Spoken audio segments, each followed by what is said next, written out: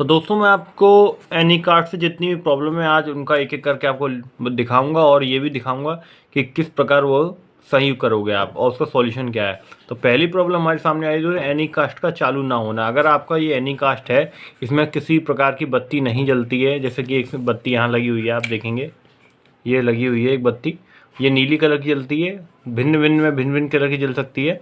तो दोस्तों अगर ये आपकी बत्ती नहीं जल रही तो उसके क्या कारण हो सकते हैं, आपको क्या चेक करना है। तो पहला दोस्तों इसका आपको सॉल्यूशन मैं बता देता हूँ इसका।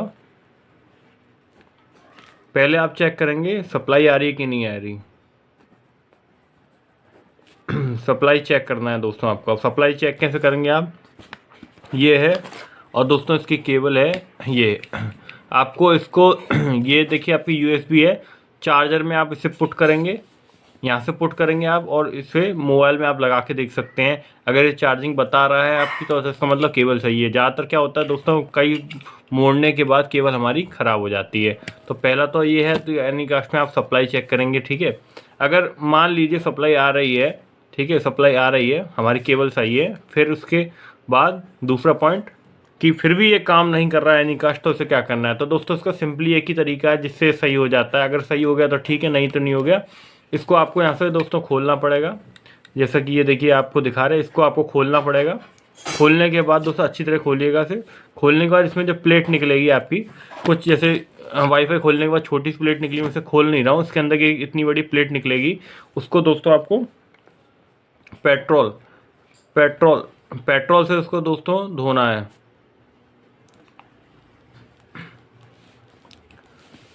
इसको आपको पेट्रोल से धोना है, इसकी जो प्लेट निकलेगी 2 बार धोएंगे पेट्रोल से, फिर इसे आपको सनलाइट में धर देना है, जिससे सनलाइट में धर देना है, जिससे कि क्या होगा, आपका जो पेट्रोल है वो उड़ जाएगा और आपकी प्लेट बच जाएगी। फिर आप अगर इसे इलेक्ट्रिसिटी में दोबारा से ढक्कन में पैक करके लगाएंगे तो आपकी लगभग दोस्तों मैं कह रहा हूँ 90% आपकी जो एनी कास्ट है वो काम करना आपका स्टार्ट कर देगा। कुछ क्या होता है कि कुछ गंदगी होती है जो मॉइस्चर के कारण उसकी आईसी की जो लेग्स होती है उसमें चिपक जाती है, इसके कारण हमारा एनी कास्ट सप्लाई ढंग से नहीं ले पाता, आईसी उठ नहीं पाती है। तो इसका दोस्तों याद रखिएगा, पेट्रोल से साफ़ करना है, पहले सप्लाई चेक करनी है। वायर की मैं लिख देता हूँ उसमें, वायर की अगर सही है, अगर सही पाया जाता है तो उसके बाद दोस्तों आपको पेट्रोल से सनलाइट से धोना है। दूसरी दोस्तों प्रॉब्लम बताता हूँ मैं आपको इसकी। वीडियो में जैसा कि मैंने दिखाया कि अगर डिस्प्ले फटी आ रही है, तो डिस्प्ले फटी सी आ रही है,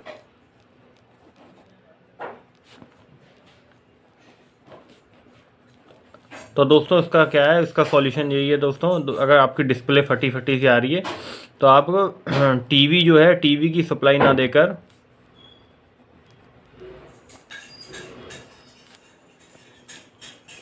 एक्सटर्नल चार्जर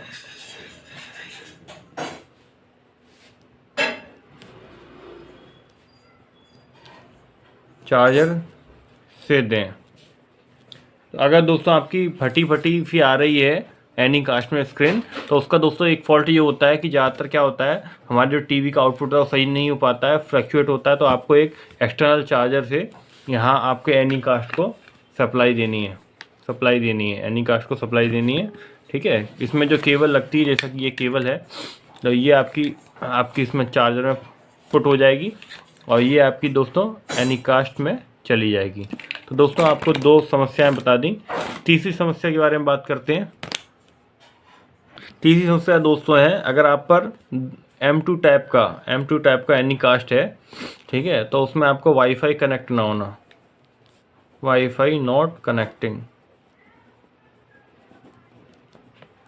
तो दोस्तों इस कंडीशन में आप क्या करेंगे जिसमें आपका वाईफाई कनेक्ट नहीं हो रहा। तो पहले तो दोस्तों देखिए वाईफाई की मैं केबल आपको दिखा देता हूँ। वाईफाई केबल ये है, पहले वही कि सप्लाई चेक करेंगे वायर के बीच आ रही है कि नहीं आ गई।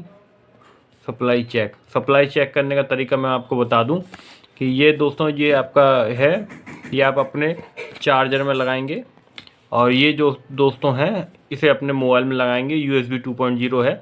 अगर मोबाइल आपका चार्ज हो रहा है तो उसका मतलब समझाइए आपकी केबल सही है। ये दोस्तों ये वाईफाई है, इससे खैर अभी कोई दिक्कत नहीं है। अगर आपकी पहले सप्लाई पहुंच रही है दोस्तों तो उसका मतलब आपका केबल सही है। दूसरी बात आपको दोस्तों या ये काम कर सकते हैं, खोलने के बाद सप्लाई दीजिएगा। अगर आपका मल्टीमीटर है तो आप ये देख रहे हैं ना, ये वाइट और रेड, इन दोनों के बीच आप पोटेंशियल यानी कि वोल्टेज देख सकते हैं। तो आपको दोस्तों ये मालूम पड़ जाएगा, ठीक है। तो ये अगर फिर भी काम नहीं कर रहा है, सप्लाई अब आ रही है, तो दूसरा तरीका क्या करेंगे दोस्तों, अगर सप्लाई आपकी आ रही है तो वाईफाई प्लेट को पेट्रोल से धो देंगे, पेट्रोल से धो देंगे, फिर सनलाइट दे देंगे आप। तो दोस्तों सनलाइट देने के बाद क्या होगा, आपका वाईफाई लगभग दोस्तों वाईफाई की ज़्यादा प्रॉब्लम होता है 80% आपका काम करना चालू कर देगा, ठीक है। इससे भी जो आपकी वाईफाई में गंदगी होगी या जो होगी ग्रह रिफ्रेश हो जाता है, और सब लोग इलेक्ट्रॉनिक्स वाले ज़्यादा यही काम करते हैं। जैसे आपने देखा होगा इन्वर्टर वगैरह में अगर कोई दिक्कत आती है तो यही काम किया जाता है। चौथी प्रॉब्लम दोस्तों कॉमन है, वाईफाई नॉट शोइंग। कभी क्या होता है, कभी का कनेक्ट नहीं होता है, शो नहीं होता है। अगर तो ऐसी जो दोस्तों दिक्कत होती हैं सब प्लेट में होती हैं। जो वाईफाई की आपकी प्लेट होती है, एनीकास्ट की प्लेट होती है, तो आपको अगर आपको इसमें पेट्रोल से डाल के धो देंगे दोस्तों तो आपकी ज़्यादातर समस्या से जाएंगे। कुछ क्या होता है, कुछ दोस्तों आईसी के कारण होती हैं कुछ प्रॉब्लम, तो ये दोस्तों सुधार नहीं हो सकता। ये आपका मैन्युफैक्चरिंग डिफेक्ट होता है आईसी वाला। अगर आपके में कोई और दिक्कत है तो आईसी वाला डिफेक्ट आपका काम नहीं करेगा। इसका मतलब आपको अगर आपका रिप्लेसमेंट पॉलिसी है तो एक बार आप अपने एनीकास्ट को रिप्लेस करा लें, अन्यथा अगर किसी और टीवी या किसी और डिवाइस में एक बार चेक करके देखें। तो दोस्तों कुछ मेजर फॉल्ट है जो मैंने आपको गिना दिए हैं, और बाकी एक वीडियो मैंने आपको जिन लोगों को डिस्प्ले प्रॉब्लम उसके लिए बीच में वीडियो ऐड कर दिया है ऑलरेडी।